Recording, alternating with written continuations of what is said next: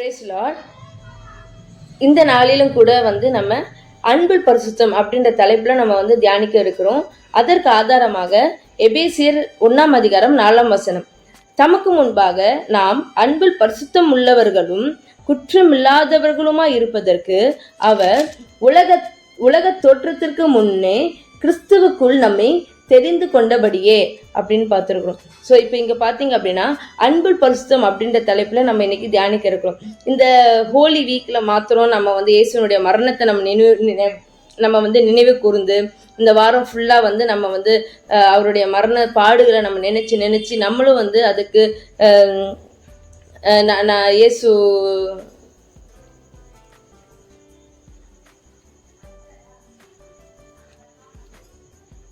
இந்த ஹோலி வீக்கில் பார்த்தீங்க அப்படின்னா நம்ம இயேசுனுடைய மரணத்தை மாத்திரம் நம்ம நினைவு கூறுற நாட்கள் இல்லை. அது மட்டும் இல்லை, அவர் நம்ம மேலே வைத்த அன்பு எப்படி நம்மளை பரிசுத்தமாக்கி இருக்கு, அந்த அன்பு நிமித்தமா எப்படி அவர் பரிசுத்தமுள்ள ஒரு பலியா அவர் நம்மளுக்காக மாறினாரு அப்படின்றத நம்ம நினைவு கூறணும். இந்த நாட்கள்ல மட்டும் இல்லை, ஒரு நாளும் அவருடைய சிலுவை பாடுகளை நம்ம நினைக்கணும். ஒரு நாளும் அவர் நம்ம மேல வைத்த அன்பு நிமித்தமா சிலுவையில பலியானதை நம்ம நினைச்சு நம்மளே என்ன பண்ணிக்கணும், பரிசுத்தமாக்கணும். இது டெய்லி நமக்குள்ள நடக்கணும்.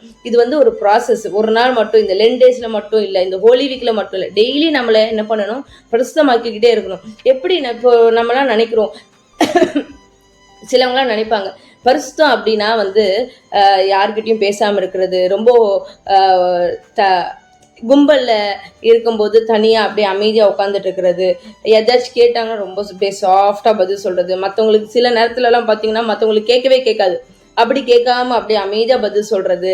இல்லைன்னா பாத்தீங்க அப்படின்னா ஒரு தீட்டான காரியத்துக்கு நம்ம இது தீட்டு, இது நம்ம செய்யக்கூடாது, ஒரு சாவு வீட்டுக்கு போறது, இல்லை துக்க வீட்டுக்கு போறது, இது நான் போகக்கூடாது, எங்க நான் போனா என் பரிசுத்தம் கெட்டுடும், இதை நான் இதை நான் தொடக்கூடாது, இந்த மாதிரி செஞ்சுட்டு இந்த காரியத்தை நான் செய்யக்கூடாது, என்னோட பரிசுத்தம் இது போயிடும், இது தீட்டு அப்படின்றது இல்லைங்க. பரிசுத்தம் தேவன் நீங்க சொல்ற பரிசுத்தம், வசன வேதாகமத்துல இயேசு சொல்லியிருக்கிற பரிசுத்தம் இது இல்லை.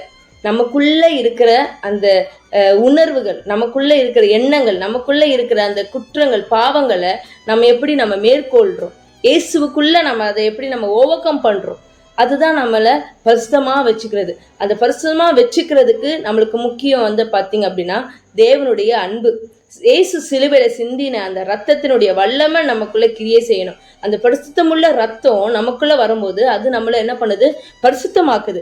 எப்படி ஒரு குழந்தைய ஒரு அழுக்கான ஒரு குழந்தைய தாய் என்ன பண்றாங்கன்னா அதை எடுத்து கிளீன் பண்ணி அந்த குழந்தைய குளிப்பாட்டி ட்ரெஸ்ஸை மாட்டி விட்டு அதை திரும்பி சுத்தம் பண்ணி வச்சிருப்பாங்க. கொஞ்ச நேரத்துல பாத்தீங்கன்னா அது திரும்பி ஓடி போய் விளையாண்டு சேர்த்து விழுந்து பரண்டிட்டு வரும். அம்மா கோவம் வரும், என்ன நீ இப்படி பண்ணியிருக்கிற அப்படின்னு திட்டுனாலும் திரும்பி அதை அன்போட ட்ரெஸ் எல்லாம் மாற்றி விட்டு அது திரும்பி குழந்தைய குளிப்பாட்டி அதுக்கு திரும்பி ட்ரெஸ்ஸை போட்டு பவுடர்லாம் போட்டு விட்டு திரும்பி நீட்டாக ஆக்கி கொண்டு வராங்க. இதுதாங்க அன்பு. ஒரு அன்புன்றது பார்த்தீங்க அப்படின்னா ஒரு கண்டிஷன் இல்லை. அது அந்த குழந்தை எத்தனை வாட்டி சேற்றில் விழுந்து அழுக்கானாலும் அந்த அம்மா எடுத்து என்ன பண்ணுறாங்க, அதை க்ளீன் பண்ணுறாங்க. அப்போ இதே போலதான் இயேசுவும் நம்ம மேல வைத்த அன்பு அப்படின்னு பாத்தீங்க அப்படின்னா இப்படிதான். நம்ம பாவத்துல இருக்கும் போது நம்மளை நேசிச்ச ஒரு அன்பு, நம்ம பாவ குழுவில நம்ம இருக்கும் பொழுது அவருடைய அன்பு நம்மளை என்ன பண்ணுச்சு, நேசிச்சு நம்மளை அணைத்து கொண்டது. அப்போ நம்மளுடைய அந்த பாவத்துல இருந்து நம்ம மீட்டெடுக்கிறதுக்கு அவர் யூஸ் பண்ண ஒரு கருவிதான் பரிசுத்தம். அந்த பரிசுத்தமாக்குறதுக்கு, நம்ம பாவத்துல இருந்து நம்மளை பரிசுத்தமாக்குறதுக்கு அவர் யூஸ் பண்ண ஒரு கருவிதான் அன்பு. இதை பாத்தீங்கன்னா அன்பு அன்பில்லாத ஒரு பரிசுத்தம் பாத்தீங்க அப்படின்னா அது வெறும் ஒரு சடங்கா தான் இருக்கும். பரிசுத்தம் இல்லாத ஒரு அன்பு பாத்தீங்கன்னா வெறும் ஒரு உணர்ச்சியா தான் இருக்கும். Lust, it is lustful love அப்படின்றோம்ல நம்ம. அப்போ டியூ டு எமோஷன்ஸ், ஒரு உணர்ச்சி ரீதியாக நம்மளுக்கு வரக்கூடிய ஒரு அன்பு பார்த்தீங்க அப்படின்னா பரிசுத்தம் இல்லாத ஒரு அன்பா இருக்கும். நம்மளுக்கு பரிசுத்தமும் இருந்து பரிசுத்தமுள்ள ஒரு அன்பா நம்ம வெளிப்படுத்தணும் அப்படின்னா தேவனுடைய அன்பை நம்ம என்ன பண்ணணும், மற்றவங்களுக்கு நம்ம வெளிப்படுத்தணும். அதை வந்து நம்ம மற்றவங்களுக்கு ஒரு உதாரணமாக நம்ம வந்து இருக்கணும். இயேசு வந்து நம்ம ஏதோ இந்த பூமியில் நம்ம வந்து எதாச்சியாக நம்மளை இந்த பூமியில் நம்மளுக்கு ஜீவனை கொடுத்து அவர் வந்து நம்மளை பிறக்க வைக்கல. நம்மளுக்கு முன்கூட்டியே நம்ம மேலே ஒரு திட்டம் வச்சிருக்கிறாரு. அதுதான் இங்கே சொல்லியிருக்குது, கிறிஸ்துவுக்குள் நம்மளை தெரிந்து கொண்டபடியே. அப்போ நம்மளை வந்து என்ன பண்ணியிருக்காருன்னா தெரிந்தெடுத்திருக்கிறாரு. ஒரு ஒரு ஒரு ஸ்டாச்சு மேக்கர் வந்து என்ன பண்ணுறாரு, ஒரு ராக்கு பெரிய பாறையை பார்க்கும்போது அவர் வந்து எப்படி பார்ப்பார் அப்படின்னா, அந்த சிலை என்ன வடிவத்தில் இருக்கோ அந்த ஒரு பாறையை வந்து ஒரு பாறையாக பார்க்க மாட்டார், ஒரு சிலையாக தான் அவர் பார்ப்பாரு. எப்படி அதை வடிவமைக்கணும் அப்படின்றதான் பார்ப்பாரு. அதே போலதான் இயேசுவும் நம்மளை என்ன பண்ணியிருக்காரு, தெரிந்தெடுத்திருக்கிறாரு. நம்மளை வந்து வெறும் ஒரு ஒரு ஒரு மனித ரூபமா சரீரமா அவர் பார்க்கல. நம்மளை எப்படி பார்க்குறாருன்னா அவருடைய அன்பை எப்படி நம்ம வெளிப்படுத்தக்கூடிய ஒரு கருவியா நம்ம இருப்போம், இந்த பூமியில அவரை வெளிப்படுத்தக்கூடிய கருவியா நம்ம எப்படி இருப்போம் அப்படின்ற ஒரு மன கண்ணோட தான் நம்மளை வந்து அவரு பார்க்குறாரு. இதுதான் வந்து வசனம் சொல்லியிருக்கு. உலக தோற்றத்துக்கு முன்பாகவே கிறிஸ்து நம்மளை என்ன பண்ணியிருக்காரு, தெரிஞ்சிருக்காரு. அப்போ தேவன் எதற்காக நம்மளை வந்து தெரிந்தெடுத்தாரு, நம்ம தெரிந்தெடுத்ததோட நோக்கம் என்ன அப்படின்னு பார்த்தீங்க அப்படின்னா, ஏதோ கூட்டமா ஒரு ஒரு நபரா நம்ம வந்து வாழ்ந்துட்டு போறதுக்கு இல்லை, அவருடைய சமூகத்தில் அன்பிலே நம்மளை பரிசுத்தம் உள்ளவர்களா இருப்பதற்கு தான் நம்மளை வந்து அவர் தெரிந்திருக்கிறார். அப்போ தேவன் நம்மளை தெரிந்தெடுத்த பிறகு நம்மளை வந்து பரிசுத்தமாக்க அவர் பயன்படுத்தின ஒரு கருவிதான் அன்பு மட்டும்தான். அப்போ இந்த அன்பை நம்மளுடைய இருதயத்துல நம்மளுக்குள்ளாக அது வரும்போது நமக்குள்ள இருக்கிற கசப்பு வந்து வேரோட அது போயிடும். கசப்போ சரி வெறுப்போ சரி எந்த காரியங்களும் வந்து வேரோட நம்மளை பிடுங்கி போட்டுருவாரு.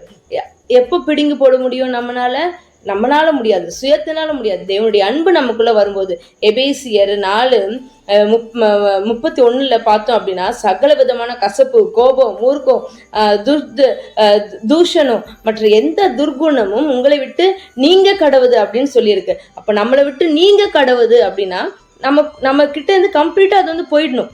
அப்பப்போ வெட்டி பார்க்கறது இல்லை, கம்ப்ளீட்டா அது வந்து போயிடணும், கம்ப்ளீட்டா அது வந்து நீங்கிடும். இந்த காலத்துல நம்ம குடும்பத்துக்குள்ள சின்ன சின்ன கசப்பு வருது, ஒரு சின்ன ஒரு மனஸ்தாபங்கள் வருது, மிஸ் அண்டர்ஸ்டாண்டிங் வருது அப்படின்னா அது நம்ம வளர விட்டுட்டே இருந்தோம்னா, அதை நம்ம ஃபைட் பண்ணிக்கிட்டே இருந்தோம்னா அது வேரூன்றி கசப்பா மாறும். அப்படி நம்ம இருக்கக்கூடாது. அது கசப்பா மாறுறதுக்கு நம்ம அலோவ் பண்ணக்கூடாது. ஒரு மிஸ் அண்டர்ஸ்டாண்டிங் வந்துச்சா அதை நம்ம பேசி நம்ம கிளியர் பண்ணிடணும். அது எப்போ நம்ம வந்து திரும்பி ஒரு கண்டிஷன் வச்சு, இந்த கண்டிஷனுக்கு நீ எனக்கு இறங்கி வந்தாதான் நான் இதை செய்வேன், இந்த மாதிரி இருந்தாதான் நான் இதை செய்வேன் அப்படின்னு சொல்லிட்டு நம்ம கண்டிஷன்ஸ் வச்சோம் அப்படின்னா அது கண்டிப்பா நம்மளை ஒரு காலமும் அந்த அன்புல நம்மளை வந்து நிலைநிறுத்தாது. அந்த அன்பை வச்சுட்டு நம்ம பைண்ட் பண்ண முடியாது. நமக்கு அந்த ரிலேஷன்ஷிப்ல இருக்க பாண்ட் வந்து கண்டிப்பா அது ஸ்ட்ராங்கா இருக்காது. அது எப்போ ஸ்ட்ராங்கா இருக்கும் அப்படின்னா அன்பு. இயேசு வந்து நம்மளுடைய ரிலேஷன்ஷிப்குள்ள இயேசு ஆனவர் அவருடைய அன்பை பொழியும் போது அந்த ரிலேஷன்ஷிப் ஸ்ட்ராங்கா இருக்கும். எந்த ஒரு கண்டிஷனல் லவ்வும் இல்லாதபடி, எந்த ஒரு கண்டிஷன்ஸும் இல்லாதபடி உண்மையா நம்மளை நேசிக்கிறோம். பார்த்தீங்களா, நம்ம மேல அன்பு கூறுறவங்கள நம்ம இப்போ நீங்க என் மேல அன்பு கூறுறீங்க அப்படின்னா உங்க மேல நான் அன்பு கூறுறதுல என்ன யூஸ் இருக்கு? இதே நம்மளுக்கு ஒருத்தவங்க துரோகம் பண்ணியிருக்கிறாங்க, நம்மளை வந்து ஒருத்தவங்க வெறுக்கிறாங்க, நம்மளுக்கு விரோதமா ஒருத்தவங்க பேசுறாங்க, நம்மளை பற்றி குற்றம் கொடுக்குறாங்க, நம்மளை பத்தி யார்கிட்டயோ வந்து விரோதமா காரியங்களை பேசுறாங்க அப்படின்னா அவங்க கிட்ட நம்ம அன்பா இருக்கோம். பாத்தீங்களா, அதுதான் உண்மையான அன்பு. அதுதான் அன்பு. நீ என்கிட்ட அன்பா இருக்கியா, நான் உங்ககிட்ட அன்பா இருக்கேன்றது அன்பு இல்லை. நம்மளுக்கு விரோதமா காரியங்களை செய்கிற நபரை நம்ம வந்து நேசிக்கணும். பாத்தீங்களா, அதான் அன்பு. இயேசு சிலுவையில சொன்னார்ல, இவங்க என்ன பண்றாங்கன்னு தெரியாம பண்றாங்க, பிதாவை இவங்களுக்கு மன்னியும் சொன்னார்ல, அதுதான் அன்பு. அந்த அன்பை தான் தேவன் நம்மிடத்துல இருந்து எதிர்பார்க்கிறாரு.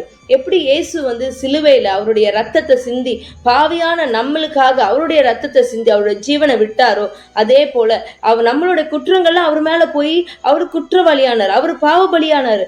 அவர் நம்மளுடைய பாவத்துல அவர் சுமந்தார். நம்மளுடைய பாவம் எல்லாம் அவர் மேல சுமரப்பட்டது, நம்மளுடைய குற்றங்கள் எல்லாம் அவர் மேல சுமரப்பட்டது. எதுக்காக?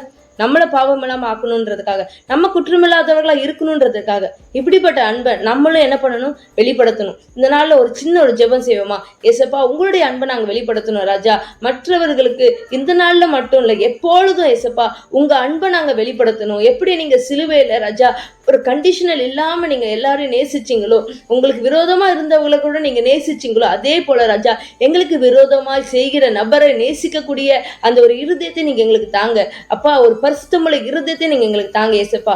நீங்க எங்களுக்கு அப்படிப்பட்ட இருதயத்தை நீங்க இந்த நாட்களிலே தரப்போவதற்காக நன்றி செலுத்துகிறோம். நாம மாத்திரம் மகிமைப்படட்டும். ஏசு ஜெபிக்கிறேன் அன்பின் பிதாவே, ஆமென்.